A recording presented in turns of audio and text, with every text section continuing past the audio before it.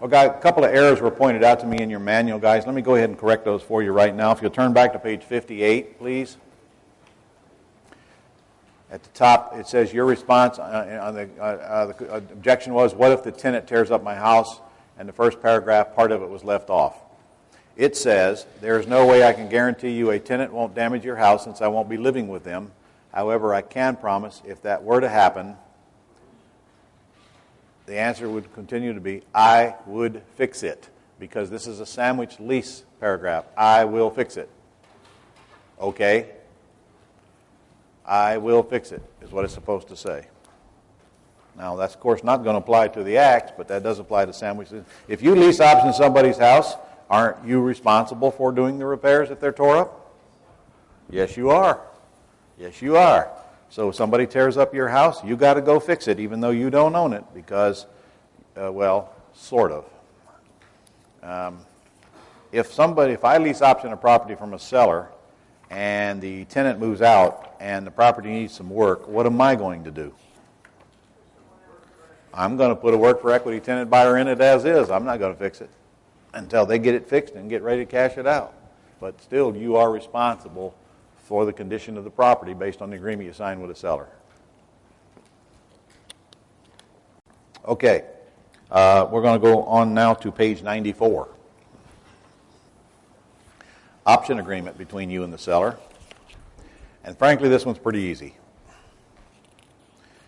It's a two-pager, and incidentally, when you print this out, I forgot to tell you this, the lease purchase agreement with the seller that we just went over will fit on one 8x14 sheet of paper front and back.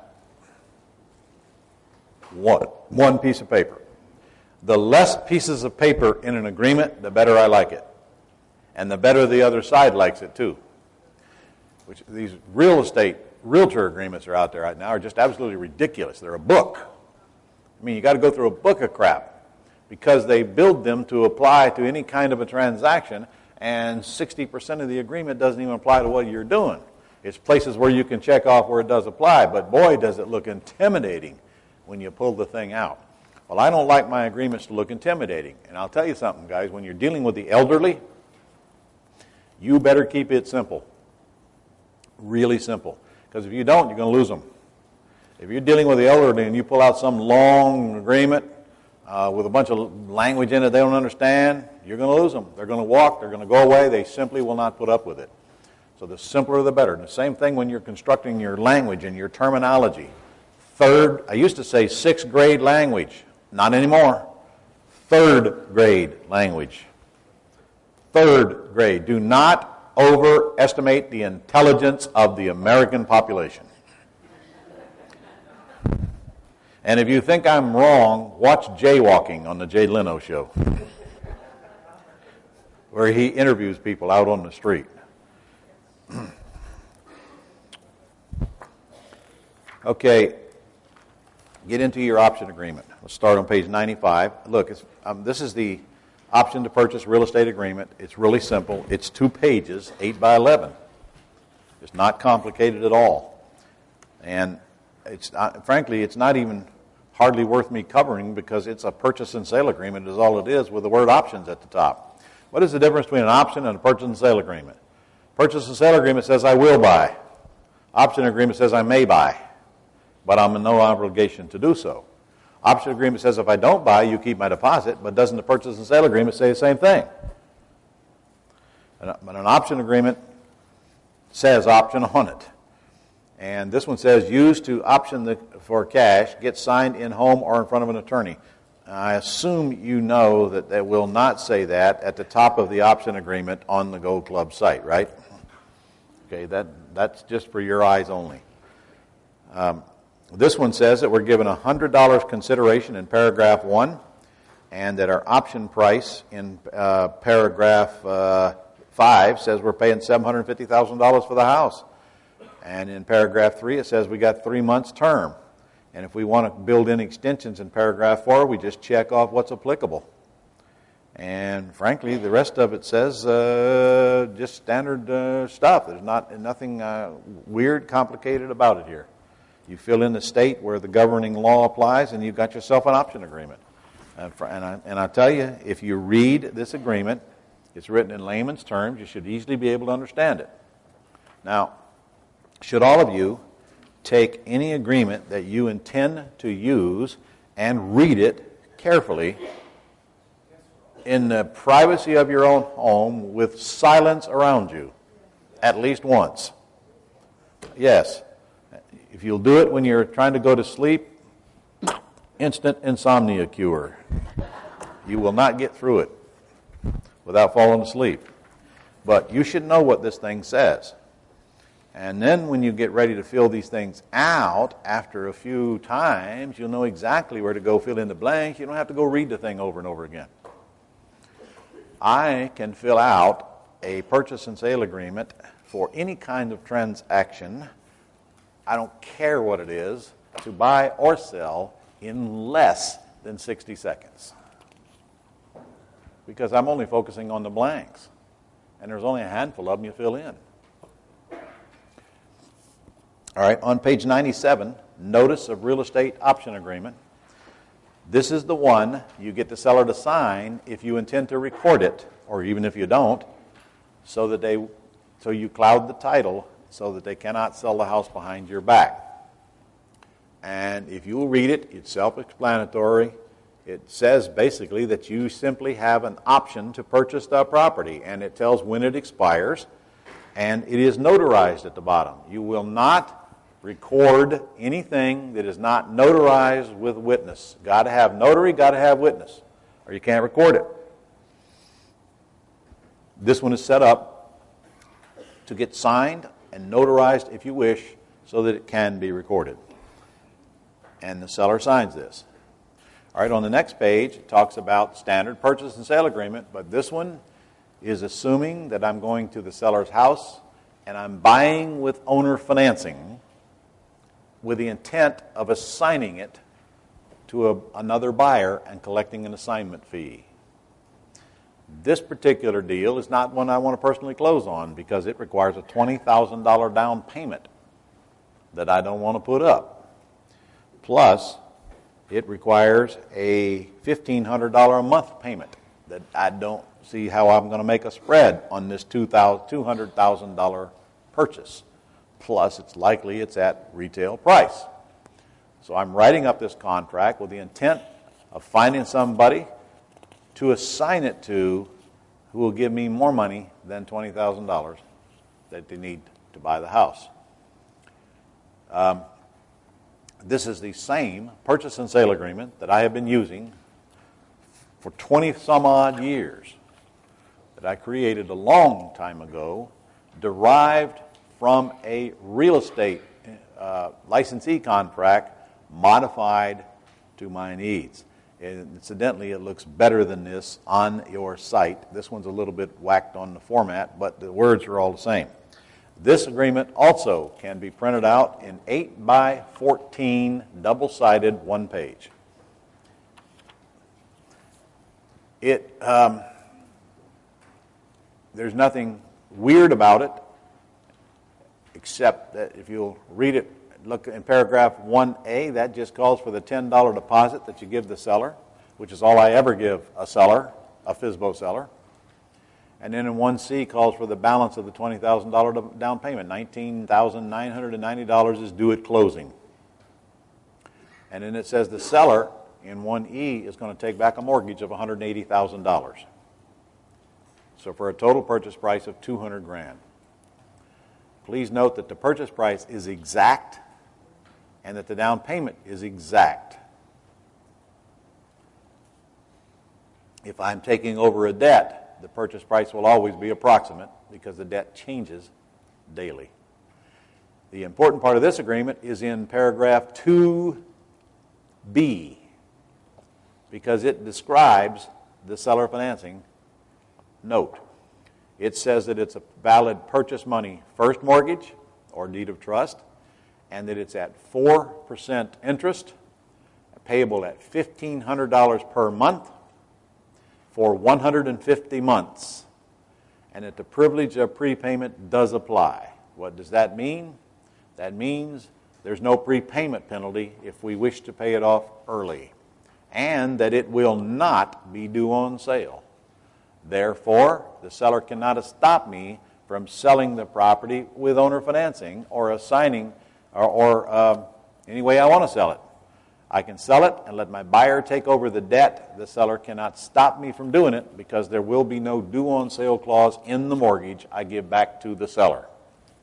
Now, guys, it's up to you to make sure your attorney does not put a due on sale clause in the note you give back to the seller or in the mortgage. It's in the mortgage because it's standard to have the due on sale clause in it, but it's not standard if I've checked here that it's not to be in it.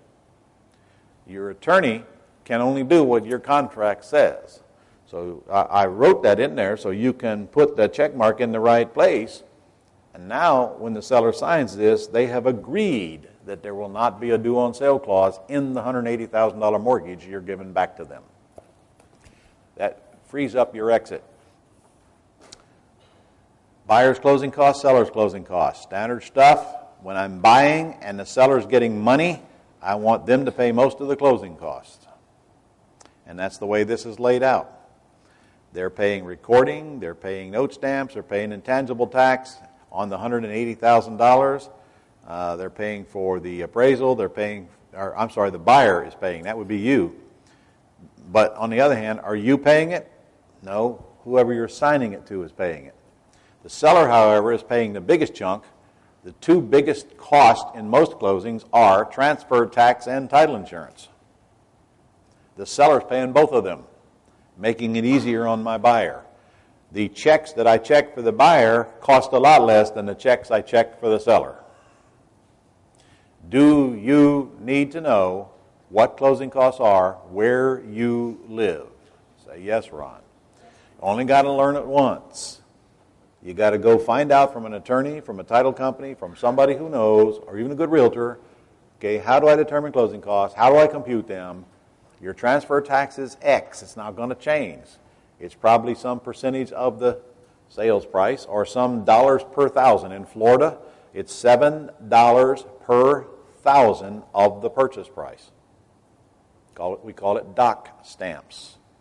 So if the purchase price is $200,000, I know I got $1,400 worth of transfer tax right there. So and if I know there's a $180,000 loan being created back to the seller in Florida, I know that cost $5.20 per thousand. So whatever that comes out to, that's another close to $1,000. Okay, in this case, the buyer's paying that, the seller's paying the transfer tax. The transfer tax costs more. All right, by the way, should your attorney review all your agreements at least once before you start using them and make sure they comply with your state? Yes or yes? Yes. All right, don't forget that. All right, the rest of it, standard stuff. If you read it, you'll get it. Paragraph 10 calls for the closing time. Now, this is kind of important in this transaction because my intent is to get a contract to buy it and then assign that contract to a buyer. And in this case, I'm giving myself 60 days to close. As you'll see in paragraph 10, 60 days. Actually, I'm giving myself 60 days after the date of satisfaction of all conditions in paragraph 19. What that means is I'm giving myself 60 days after all the other conditions of this contract have been met. So I got plenty of time to go find my buyer. By the way, if I have not found a buyer within 60 days, I'm going to quit looking. Don't care anymore. If I can't sell this house and the market bring me more than $20,000 down with owner financing and no bank qualifying within 60 days, I don't need to extend it another 30, 60. I'm done. We're going to go pick some more low-hanging fruit. Especially true when I've got a big buyers list that I'm trying to cater to. Remember, I'm not lease optioning this house. I'm selling it with owner financing. Can I almost always get more down payment selling it than I can lease optioning it? Yes, almost always. All right. Rest of it, pretty standard stuff, guys. And in fact, you guys all need to get accustomed and acquainted with that document right there, because that is the same agreement you use to pay cash for a house if it's not listed, to buy with owner financing, to sell even if you're selling for cash through a mortgage originator, to sell with owner financing. If any time there's a purchase or a sale involved of any type, that's the agreement that you're going to use. This is covered clearly in your green Pretty House cash flow system, and it's got several different uses in there and contracts reflecting that and examples filled out. In this case, I'm only using it if I intend to assign the contract. Now, would I use the same contract if I intend to purchase it and then sublease or then lease it out to a tenant buyer? I would, but the numbers would be different, because there would be a lot less down payment, and there'd be a less monthly payment, and might not even be any interest in it if I intend to stay in the deal. But it's still the same contract. So you got to get very familiar with this agreement. I'll tell you, you don't have to use my agreement. You can use any agreement you want, but you won't find a better one. And if you take my agreement and get used to it, you'll see that it's got some pretty user-friendly stuff in there for you. For example, let's say you're taking over a debt subject to. Look at paragraph 1G. It says existing mortgage balance and come to property to be taken subject to by a buyer. Bill right in. It doesn't say I'm going to assume it. It says I'm going to take it subject to. It's built right into the contract. So anyway, this is as good as any. Better than most. It's all the complexity you need. You don't need the realtor stuff in it because you're not a realtor. You don't need to protect your commissions. You don't need to do all the CYAs that the realtors do because they have a license. At the end of this contract, on page 100, way down at the end, on page 100, you'll see that the last thing it says is that the seller, by the signature below, acknowledges a receipt of $10 cash as a binder deposit. Just a note, if you get a contract signed and you put down there that the sellers received the $10, you better make darn sure they received the $10.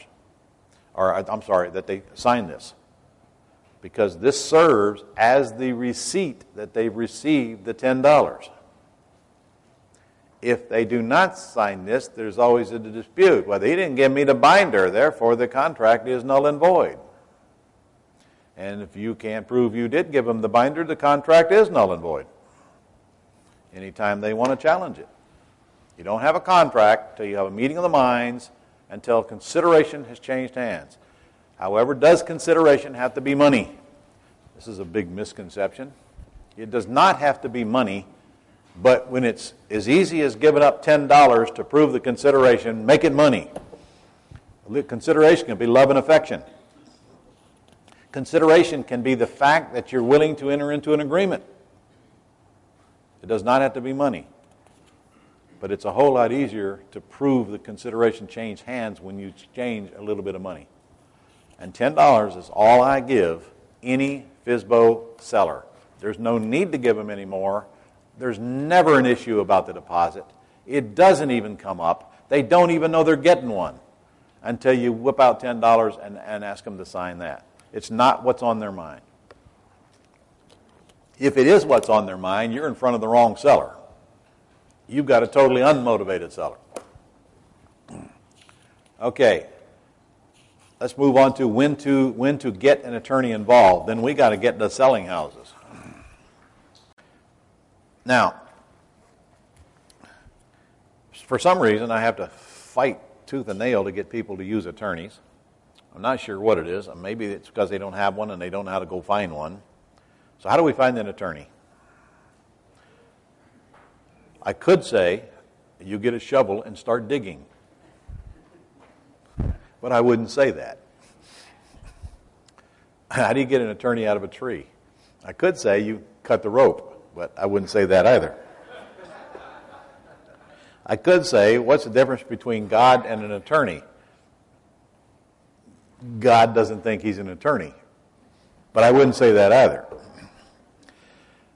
But I'm going to tell you, joke about them or not, but they're a vital, important factor in your business, any business. And not only will they keep you out of trouble, they'll defend you when you get in trouble, but they'll also give you good legal advice for whatever portion of your business you need a legal advice for. In the case of real estate, the laws are always changing. They keep changing the laws on us. And we have to adapt, and we have to be up to date on them, and we have to make sure that we're trying to comply with them the best we can. And when we're closing, it's never more important than it is right now to make sure that you've got the right documentation in place to comply with the law. So, why not use an attorney? They handle the important agreements and disclosures. Disclosures. Every state has its own crap that needs to be signed. Your attorney knows that. You don't have to. His or her job. Let them pull all this crap out and let them sign it. They make the closing professional, and they get written disclosures to protect you. Although you should furnish them, guys, you got to email everything that's in this book to them as they need it. Don't assume they know this stuff, because they don't. They're not going to pull out that CYA letter. That's up to you to pull out. They're not going to pull out that general release. That's up to you to send them. They can add whatever they want to it. By the way, it'll soon be their general release, but they can add whatever they want to it. That's fine with you. Just make sure that they get it and make sure that it is done. It is up to you to educate your attorney the first time that I want all this stuff signed. And after that, it should be a cookie cutter. And besides, when you're lease optioning a property to a tenant buyer, who pays for the attorney? The tenant buyer. Why would you not use an attorney when they're free? And who wants to absorb the responsibility for creating all of these documents? Do you know that if you go into court and the judge learns that you created the contract, you got 2 strikes against you and you're in the bottom of the 9th. If the judge learns that you created a contract, the weight of his decision is going to weigh heavily for the other side. You, big black hat, intelligent real estate investor taking advantage of poor, dumb, stupid homeowner or home buyer who don't know any different. So you don't want to be the one accused of creating a contract. You can help it. And if you do, you make darn sure that it gets signed off on, the attorney gets acknowledgement that they agree with everything in it. Attorneys are cheap insurance that you don't have to worry about this stuff. And in case when you're selling, they're not only cheap, they're free. And who better to represent you if you ever get into a problem with a buyer or seller than the person who closed the transaction? They make great witnesses. So, get an attorney involved. It's just really that simple. Whenever there's a long-term relationship, buying and selling. On the next page, check the title. We've covered that. You should order a title search. You do not need a title policy for anything we're covering this weekend. You do not need to buy title insurance. It's pretty much a waste of money when you have no risk. Title insurance could cost you $1,000, $2,000. You do not need it because you're not spending any money and you're not risking anything. You don't need to buy insurance to cover you for no risk. If there's a title problem, you'll find it with the title search, not title insurance. And you can order it. If I were you, I would find somebody to do the title searches for me, as we do, and produce you an abstract, which is nothing more than a written description of what is on the title. It's actually a copy. It's a copy of the deed. It's a copy of the mortgage. It's a copy of anything that's recorded on the title. And they'll go back, I don't know how far they go back, probably 20 years. But you think about it. There isn't that much that's been done on a property in 20 years. It might have been sold 3 or 4 times. There might have been a few mortgages created on it. But it ain't that big of a pile.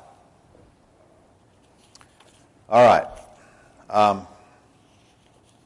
The most common mistakes when dealing with sellers are listed right there on page 104. I'll run down them quickly. When would I allow you to personally guarantee a lease? The answer is never. And I want to make sure you're all clear on that now. If you sign your name at the top of that lease, it's the same as signing your name on a note for however many months you said you're going to lease that property for. And it's even more important that you do not put your name at the top of that lease when you're doing one of these 10-year leases on one of these AX deals. Yes, I know you're going to get a general release when you flip it. But if your name is not up there at all, then there can be no way anybody can ever hold you personally liable for those payments in case something goes wrong in your general release. So don't put your name up there, period. So if you're going to lease option properties, you need an entity. You probably are going to get an LLC. And what's the LLC going to own? Air. Now, if I lease option this property, if I put my LLC's name at the top of this lease agreement, and I am going to stay in this deal, does that LLC now own something? Yes, it owns that option to buy that property. So it does have some asset. So if that bothers you, then you can assign your lease option agreement to whatever you want to assign it to. But frankly, I don't. I just leave it in the LLC. Worst case, somebody wants to come attach the option that LLC owns. Chances of that are extremely remote, so it's not even probably worth you worrying about. And guys, sometimes we grossly overdo this asset protection stuff. I see some people out there just laying in bed at night, worrying about, fretting about, protecting my assets. Well, what do you got? Well, nothing, but in case I ever get something, I want to make sure I protect it. I mean, I need all this asset protection done before I go get a deal. No. Why don't we get some assets? Then we'll worry about protecting them. How's that? And I'll put you in front of Lee Phillips, and he will further that conversation for you, and we'll take you as far as you want to go. Do you guys know we have a 2-day event taught by the Anderson Law Group on asset protection, entity structure, tax reduction, and estate planning? Yes? Okay, if that's bothering you, you should get to that. And then you should hire the guys to do your pile of paperwork for you, and then you don't have to worry about it anymore.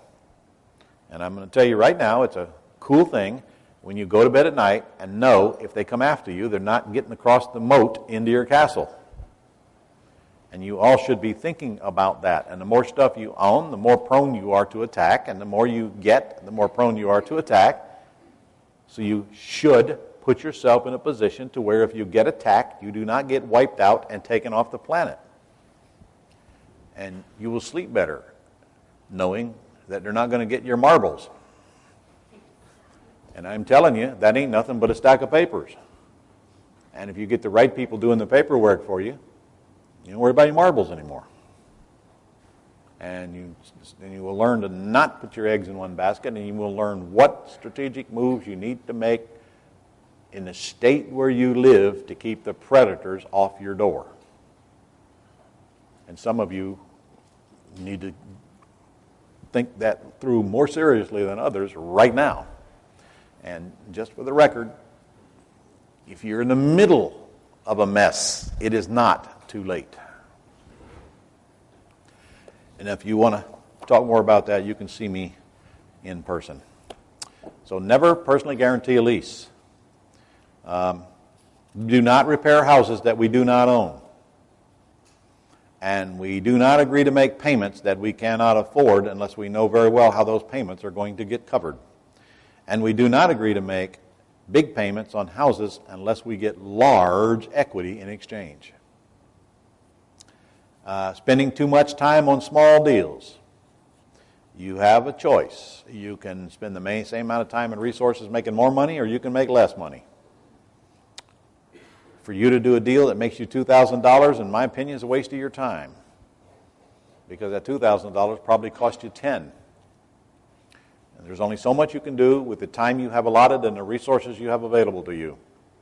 And if you're constantly focusing on the small money, that's all you will ever get. If you're focusing on the large money and small money comes from time to time, okay, that's a nice byproduct, but pretty soon If you're focusing on that small money, that's exactly what you structure your business to get, is the small money. You get what you attract. You get the crop from the seed you plant. Not pre-screening sellers properly is a mistake most people make coming in on the front end. Waste too much time with dead ends. If you watch me pre-screen these leads, you know that in a nanosecond I can tell you whether it's a suspect or a prospect, assuming I have the proper information. And if I don't have the proper information, I expect to get the proper information, and I will not try to make a decision when I'm in a cloud. And if you don't get the proper answers, you're always in a cloud. And then you're trying to make decisions with not enough facts. Trying to deal with unmotivated sellers. They're either motivated or they're not, and you can't make chicken salad out of chicken shit. Number 8, leasing houses that aren't suitable for a fast sale. Look, if your senses tell you that you're never going to get this house sold, your senses are right. Why spend all your time and resources trying to sell a house that is totally unsellable? You know, if it smells like a paint factory, you ain't selling it. We got a place like that in Jacksonville where we used to have a paint factory. You go in that whole area, oh, it's ungodly stench. It smells like we got a brewery on the north side of town. Whew, smells like boiling peanuts all the time around that thing. If you're next door to a gas station, going to be hard to sell. If your house is extremely small, going to be hard to sell.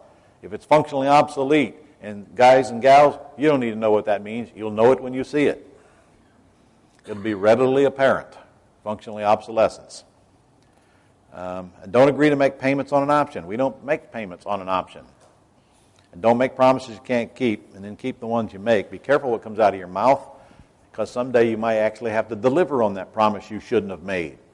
And if you learn not to make them, you will not have to deliver on them. And there's promises you're going to feel like making them because you want the deal done. Well, when will you pay off my loan? I don't know. I don't know. I'll make the payments until then, but I don't know. Will you personally guarantee this? No. Why? Because I don't want to. I choose not to. Because my wife will kill me. I don't care what you use. You don't need an excuse. Just no. I choose not to. Okay, don't work with a short fuse. Negotiate plenty of time before rent is due. And don't assume that just because it's you and because it's a nice house and because you just got out of a seminar, you're so smart that everything's going to work out the way you plan. Does it work out the way you plan? Almost never. Does sometimes it work out better? Yes. Does sometimes it works out nowhere near the way you plan? Murphy lives here. Therefore, the more time you have in those cases where you're obligating yourself to make a payment, the better you're going to sleep, the better you can play the market, the more money you can get down from your market because the more time you have to play the market, and the less pressure you have on you, and the less risk. So when I'm negotiating a lease purchase that I intend to stay in, I want more time than when I intend to flip it out. If I intend to flip it out, I'm never obligating myself to make a payment anyway. But if I intend to stay in it, I am obligating myself to make a payment. And if you'll notice, it's 3 months in my agreement. And frankly, if I can't find a tenant buyer to move in this house in 3 months, probably going to go back to the seller and say, I'm canceling this agreement. I didn't know this neighborhood sucked so bad. You didn't tell me that this was a gang area. I didn't know that. Huh?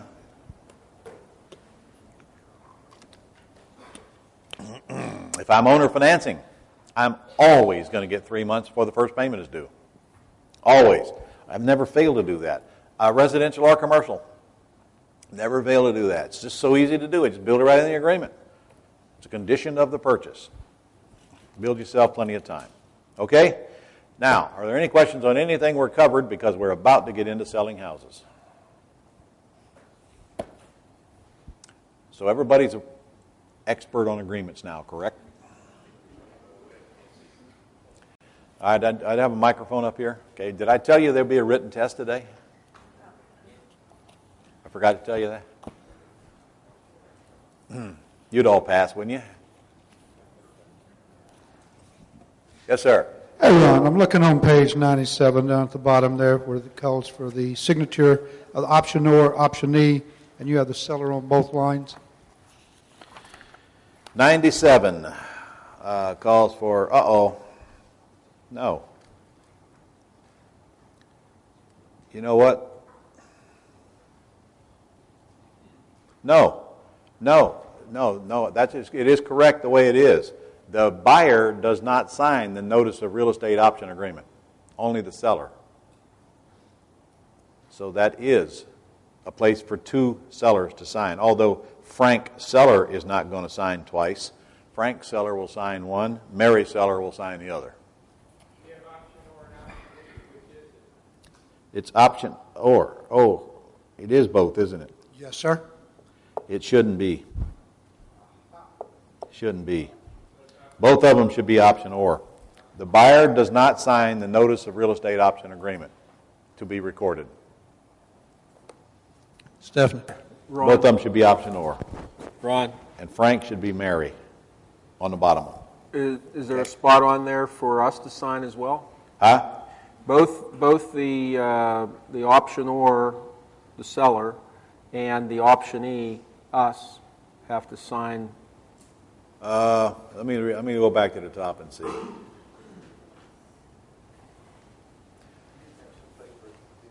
It says the option or for in consideration of the sum of $10 and other good value consideration and hand paid at the before. I don't think so.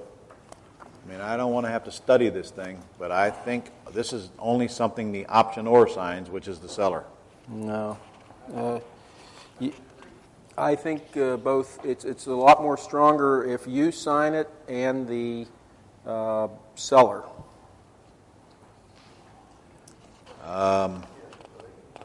Nope, disagree with you. Okay.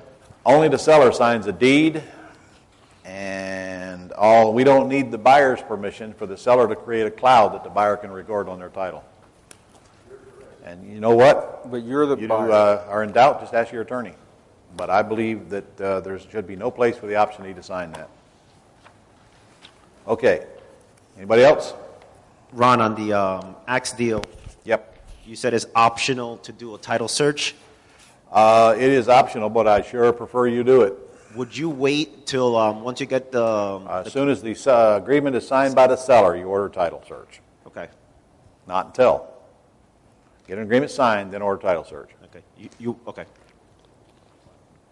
And that should only take a day or two. And then you'll know. Last thing you want to do is go find some tenant buyer and they bring you $10,000 and you put them in the house, and unbeknownst to you, the seller, both sellers haven't even signed the title, and there's some cloud on the title or there's some mess, and the seller can't sell to buyer when they're ready to buy. I don't want that to happen. Even though I've got general releases, I still don't want that to happen. Yes? I just want to make sure I understand this. Would you ever buy subject to and then lease purchase it to a tenant buyer? I do it all the time. Okay. I So absolutely would. when you do that, do you actually execute the contract to buy subject to with the seller before you find a tenant buyer? In that particular case, yeah.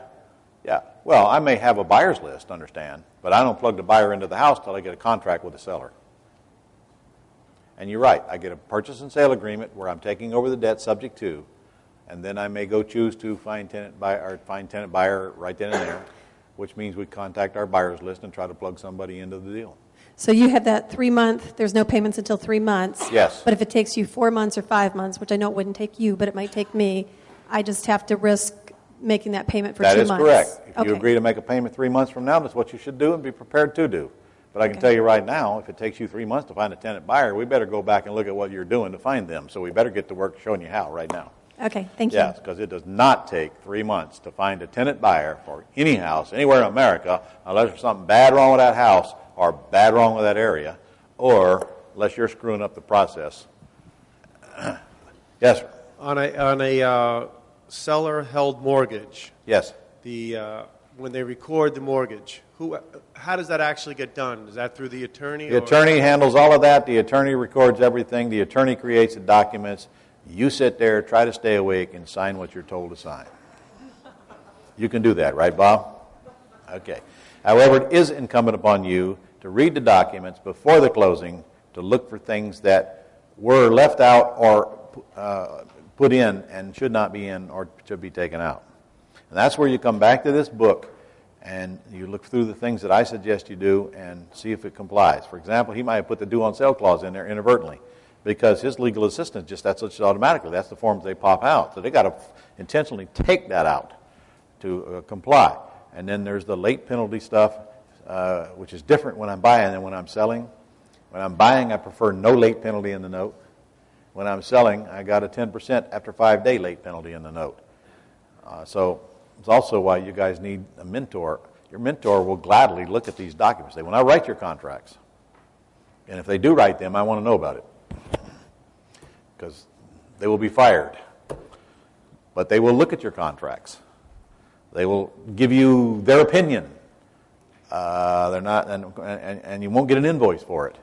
And they'll try to look for the things that will trip you up and save you a lot of grief. By the way, how many mistakes do you got to correct to easily justify the cost of a mentor, just for the record?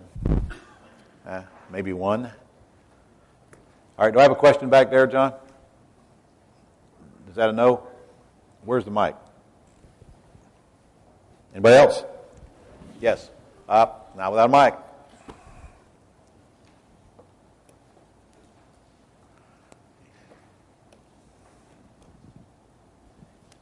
Okay.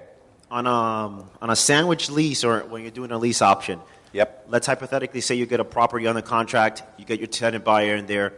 Fast forward 2 years down the line. Yep. The tenant buyer is ready to purchase the property. Yes. And let's say you did an agreement with the seller that you're going to give him $8,000 and then you pay off the balance at the time. Yes. What does that picture look like at the end? Are you going back to the seller so then he does a purchase contract? Like what happens at the end? All right, I'm in this as a sandwich lease. Right. Right? Okay. That's a good question. And that's exactly what I would do most of the time. I'd go back and just create a new purchase and sale agreement between the seller and the buyer because I'm not in the chain of title. And if they're going to go get a loan, they're going to check the title. So let them check the title, find out the seller's in it. And then anything above what I agreed to pay the seller, I will show on the HUD-1 as a fee or a second mortgage or whatever. All right. I'm going to collect the difference on the HUD-1. So then, 'cause I know you were talking about this yesterday. Am I having this conversation, or are you going to have the conversation with the seller when you're signing this that, hey, when this guy cashes out, I'm going to get X amount above, we're not going to have any problems? That conversation should be had with the seller. Okay. I wished I could tell you that it always is had with the seller, but probably not, Okay. because I'm not the one talking to the seller nowadays. Okay. But a good conversation to have. It's a good conversation to have, and it's one that I would most certainly have. Okay. I mean, I'm clear on my intent. I'm going to lease option this house from you, and sooner or later we're going to cash you out, and when we do, I'm going to get everything above what you're owed, and I don't want any grief from you. But, that doesn't mean they won't give you grief necessarily. But I have my rights too.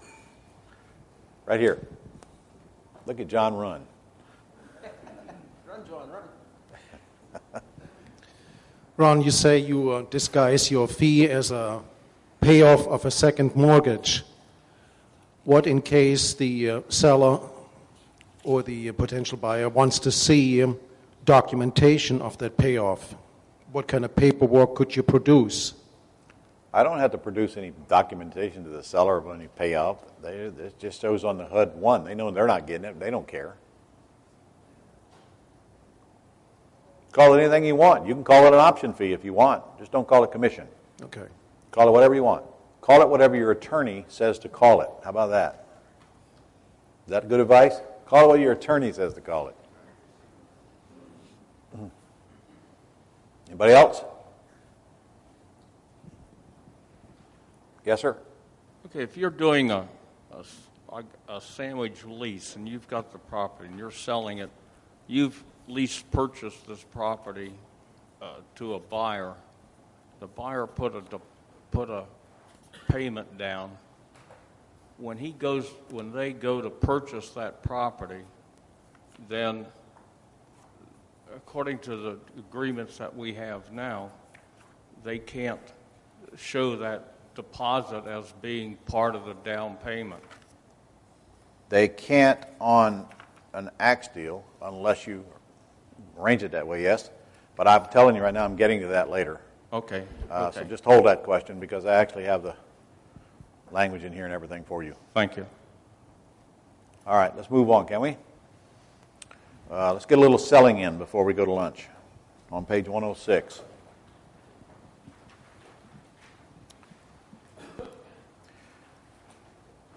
How many of you are concerned about selling these properties once you get them under control?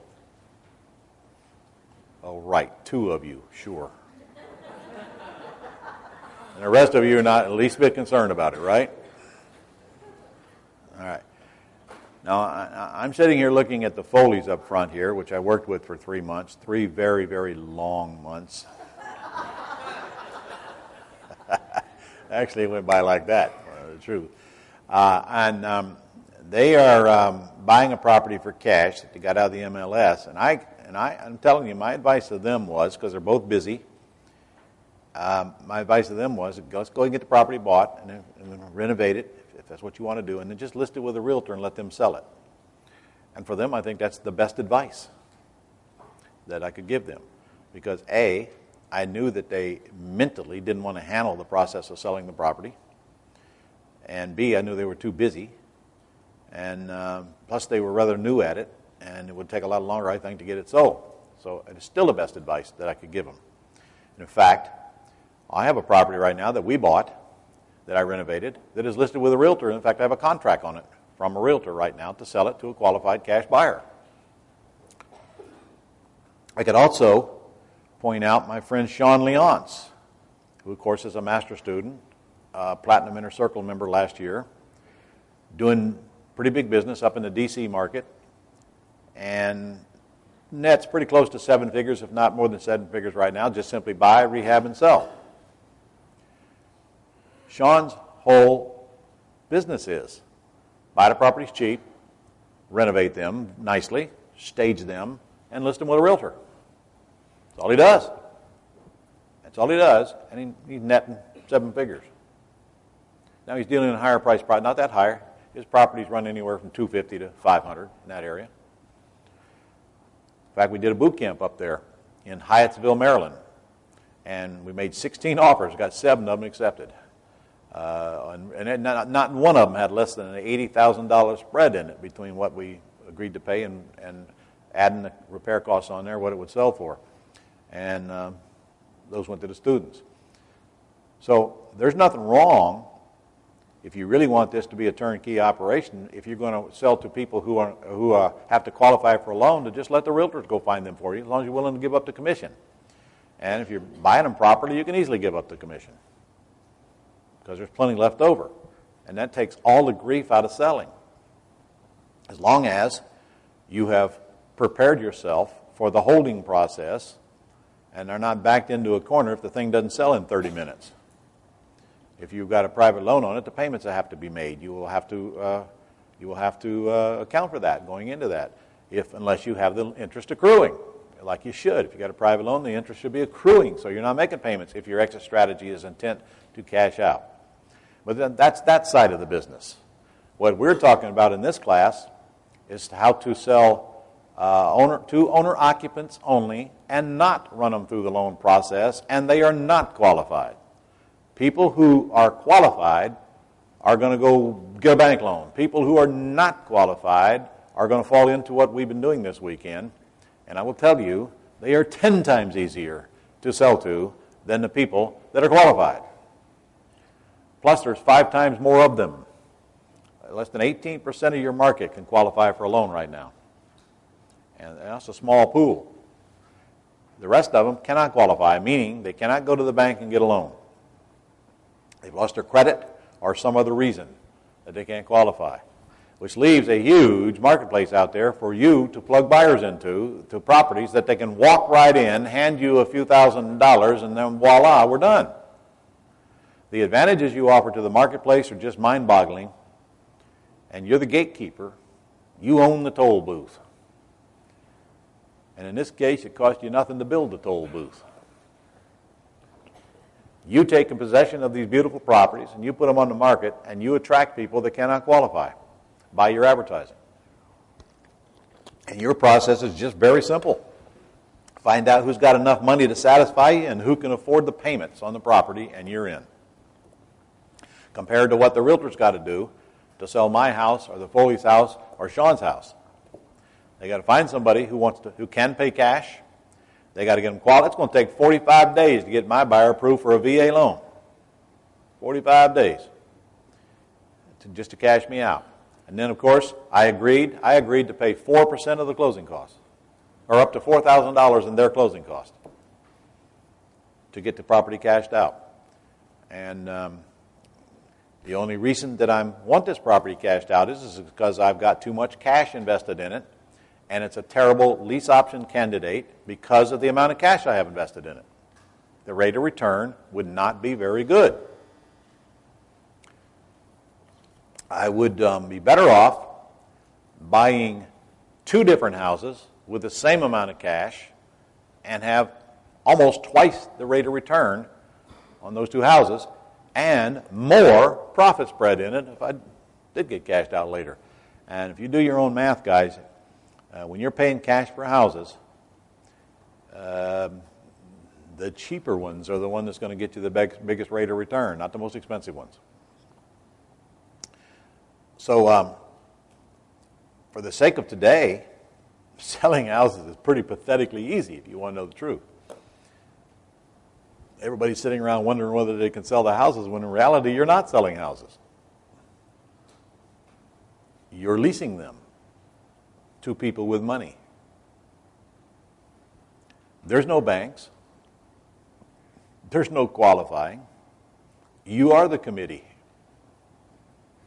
You're the one that decides. It's you and you and you, based on a very little bit of criteria that you have to collect. You literally can meet your prospect and make a decision the same day whether you want them or not, which of course does not happen in the world of banks. If you want them, 2 to 3 days later, they're in the house if it's vacant. Finding these people is not difficult at all because of the message you're going to put out to the marketplace to attract them. And that message is hope. Come to me if you can't qualify. We know you're not a miserable human being because your credit sucks. We can put you in a home quickly without banks. And you can. So there's really only 2 ways you're going to sell all these deals that we've been talking about all day yesterday and today, and that is on a lease purchase or with owner financing. You're not cashing out of these deals, at least not now, and maybe not ever. Because when you do cash out, you just killed the goose that lays the golden egg. The minute you close the sale, there's no more money coming in monthly, there's no more coming in on the back end, and there's no deposits you're going to get on the front end, and there's no loans getting paid down, there's no wealth building created, and now I just got to take the money and pay the taxes on top of that. As long as you don't sell it, there are no taxes to be paid. The goose keeps crapping golden eggs, and you're doing nothing to deserve the money, and the wealth grows because the debt gets paid down, and hopefully the property goes up in value. By the way, will properties go up in value? Well, of course they will. Of course they will. We're in a hiccup right now, but as the big picture goes, it's a very small hiccup for a very short period of time, and they will start going back up. You mark my words, when interest rates go up, property values will start going up. But we got a mess to clean up first. We got a lot of properties to get out of here. We got a supply and demand issue, but it'll turn around. You want to know how long it's going to take to turn it around? Who wants to know when the recession will be over? Who wants to know? Well, I know the answer. The answer is the recession will be over in 2 years, 8 months, and 4 days at 5 o'clock p.m. Well, my answer is as good as anybody else's, isn't it? Huh? Yeah, it's worth as much as anybody else's answer. The truth is, I don't know. Nobody knows, and I don't care what they say. They still don't know. The recession is not going to be over, in effect, until we clean up this housing. You cannot get out of this recession as long as the housing market sucks. Cannot do it. And as long as we got millions of houses that haven't even been foreclosed on yet, plus the ones that are already in the system, plus the ones that are already owned, the housing market is going to suck. And nobody can change that, only time and the cleansing effect and buyers coming in and buying up the product and putting it back into the marketplace. That's going to take a few years. Okay, a few years. That's great. In the meantime, a lot of people lost their credit that still want to live at home, that are looking for you. So all we got to do is let them find us and then offer them a product that they can be satisfied with. And that is not hard. And today, it costs almost nothing on top of that. Man, when I was growing up, we actually had to do work and spend money to find these people. Today, we can sit on our fat ass and get them off the computer and get them to come to us and never leave our house. It's just so much easier today than it was back then. So we're going to go through this process, but I can tell you it is not complicated. Turn to page 107, and there's the big key. We're going to structure your business so you can accept any buyer who loves your house as long as they got money. Not credit, but money. If they got credit, maybe if you got equity in the deal, you might want to get them a loan. But frankly, guys, you're not looking for credit. You're looking for money. I mean, tell you right now, very seldom is somebody going to come to you with the kind of marketing we're going to do that's got good credit. And if they do have good credit, they don't know it. They think it's not good credit. And if they do have good credit, okay, I'll take you as long as you got money. In my case, if I'm lease optioning a property, they still got to have money. I don't care how good their credit is. Nobody is getting into one of my houses unless I have several $1,000s of what used to be their money now belong to me. I'm not giving them possession, betting on the come that someday they'll get qualified for a loan just because they got good credit. If I don't get the money, they're not getting the key. Hello? Now, I know you've heard seminar gurus tell you, well, let's put them in the house while we're getting them qualified. Well, let me tell you, that idea sucks. The minute you put somebody in your house, do you know to get them out, you got to evict them if they don't want to go? And just because they have good credit does not mean they're going to get qualified. Now what if they don't? Got somebody in your house that's giving you almost no money and they can't qualify for a loan. How does that make you feel? Not to mention, when they get into your house, do they start picking it apart? And now all of a sudden they see things that they think you ought to provide before they go get a loan and cash you out. You know, I think you should add a porch. No. How do you think I learned this? They're not getting in my house till I get thousands of dollars of their money, good or bad credit. Because frankly, I could care less about their credit. Boy, how about that? If that's not contrarian thinking, I don't know what is. Show me anywhere in the real estate industry where credit does not matter. Doesn't matter to me one iota. Now, some of the things that might be on their report matter to me, but their overall credit score I could care less about. Why? One simple reason. I don't care if they qualify and ever get a loan. In fact, I hope they don't. Because they're killing my goose. If they do, okay, they deserve it. I'll assist them any way I can. But if they don't, goose just keeps popping them eggs. You see, in my world, I'm not doing anything after I put them in the house to get them qualified for a loan. If they say they want to get their credit cleaned up, I'll turn them over to our mortgage broker, who will then take them and clean their credit for free. But you know what I learned? They don't do what they're told. They say they want to get their credit cleaned up, but they don't do anything to get their credit cleaned up. 3 frogs sitting on a log, 2 decide to jump. How many's left?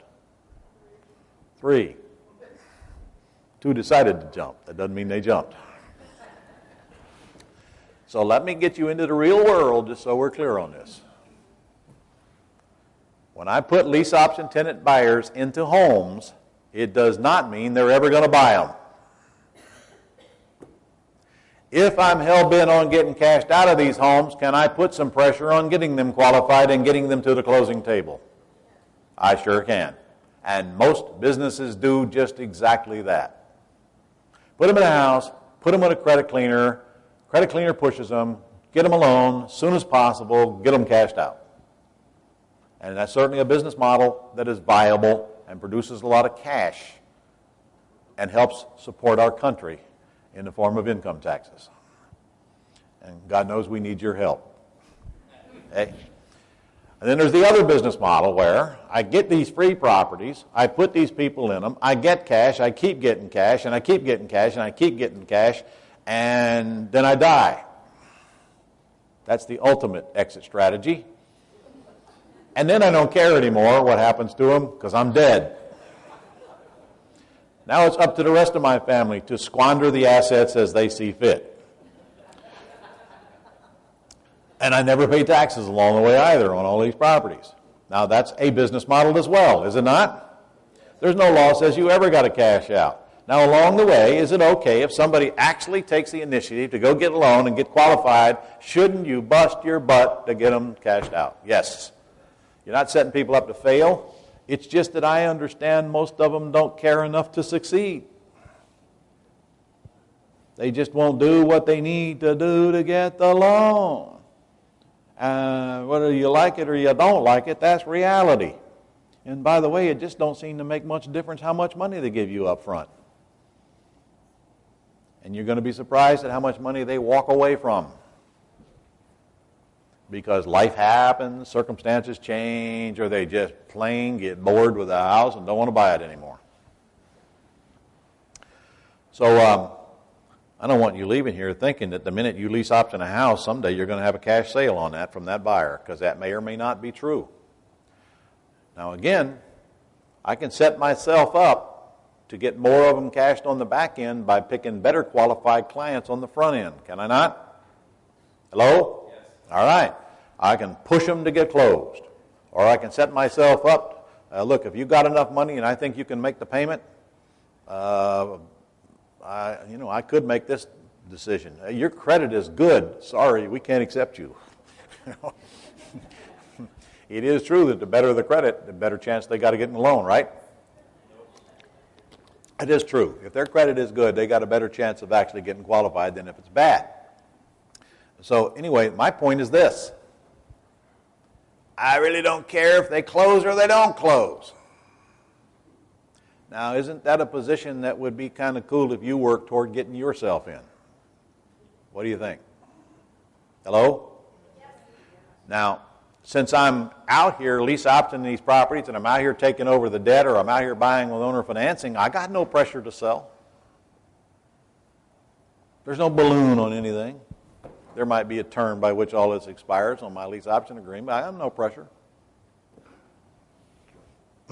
So, what's the hurry? So, I'm looking for people that want to live in a nice house, that can afford the monthly payment, that have several $1,000s up front, period. I am going to screen them. We'll get to that. And the steps are pretty simple, actually.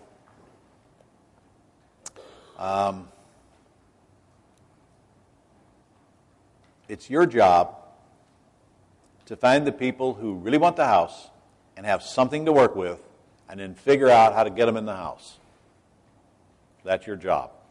and something to work with means money. Now, it means money. Could be trade. Can we take cool stuff for trade?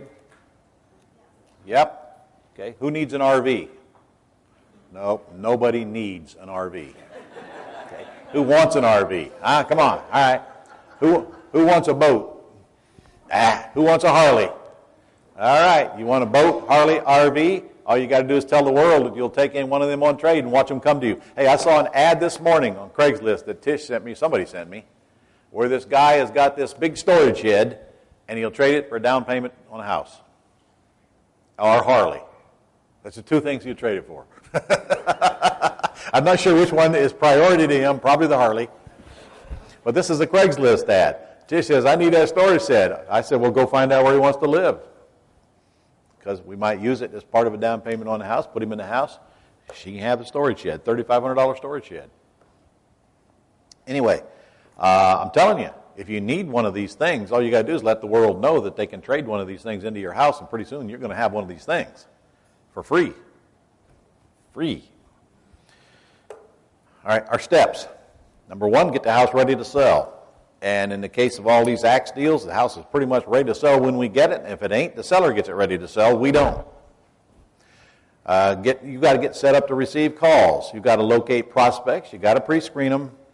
And you've got to construct and present the offers to them with the ones who have something to work with. You've got to get the follow-up, get the agreements to the attorney, and then you've got to get the attorney to close the purchase. You know how long all that process takes? A few days. In fact, once you find them, again, they're in the house 2 to 3 days later. Could be in the house the next day if your attorney wants to whip up the paperwork and they're ready to go. That's how fast, unlike when I'm trying to cash out. When I find them, I'm a minimum of 30 days away of getting paid, and more like 60 from getting paid if I got to get them a loan, get cashed out. And that's assuming that they get approved and everything goes okay, and they don't get 2 days from closing and God tells them not to buy the house. How many of you heard that one already? Yeah, me too. God told me not to buy. And I always say, did God tell you you're not getting your deposit back?